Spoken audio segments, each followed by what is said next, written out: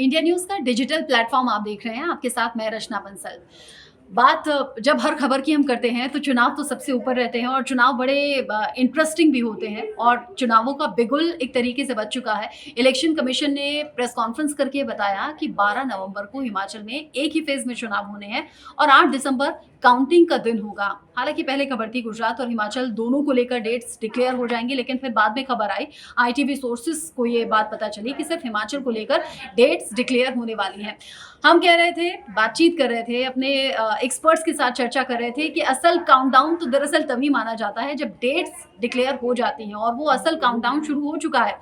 और उस काउंटडाउन का असर हम इस तरीके से देख रहे हैं। 13 तारीख यानी कि 13 अक्टूबर वो दिन था जब प्रधानमंत्री नरेंद्र मोदी खुद हिमाचल के दौरे पर थे। यहाँ कई सौगात, वंदे भारत एक्सप्रेस को भी हरी झंडी दिखाई, उसके अलावा कई और सौगात प्रधानमंत्री नरेंद्र मोदी ने हिमाचल के लोगों को दी है।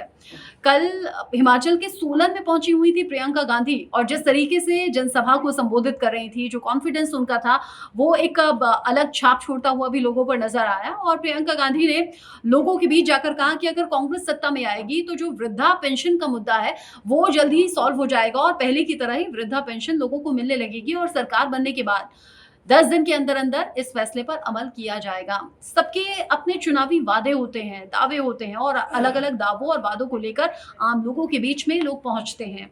आज का दिन खास इसलिए भी रहेगा, जैसे मैंने कहा और हम अपने हर न्यूज में या वीडियोस में बताते हैं कि बीजेपी ग्राउंड पर जाकर काम करने में यकीन रखती है और चुनाव से करीब करीब एक साल पहले एक्टिव मोड में भी आ जाती है। बीजेपी के बड़े चेहरे, प्रधानमंत्री नरेंद्र मोदी से बड़े चेहरे और कौन होंगे, जो एक महीने में दूसरी बार 13 अक्टूबर को हिमाचल पहुंच गए।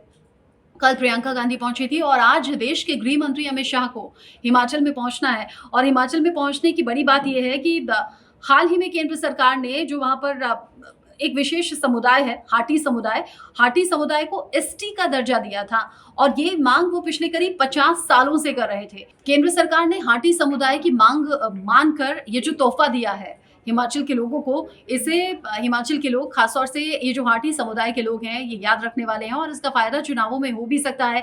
आज चूंकि देश के गृह मंत्री अमित शाह पहुंच रहे हैं, सिरमौर एक जिला है, सिरमौर के सतौन में, जहां पर धन्यवाद रैली रखी गई है खासतौर से हाटी समुदाय के जरिए, क्योंकि जो पिछले 50 साल में नहीं हुआ, 50 साल में लगातार मांग उठाने के बाद नहीं हुआ, वो हाल ही में केंद्र सरकार ने कर दिखाया है।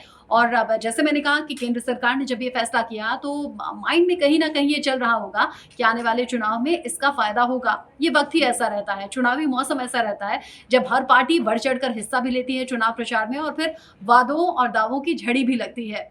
आज की तस्वीरें खास होंगी, गृह मंत्री अमित शाह पहुंचेंगे और किस तरीके से धन्यवाद किया जाता है, ये धन्यवाद रैली कैसी होगी, उसकी तस्वीरें भी आगे आप तक पहुंचाएंगे। ऐसी तमाम बड़ी खबरों की अपडेट के लिए आप जुड़े रहिएगा हमारे साथ।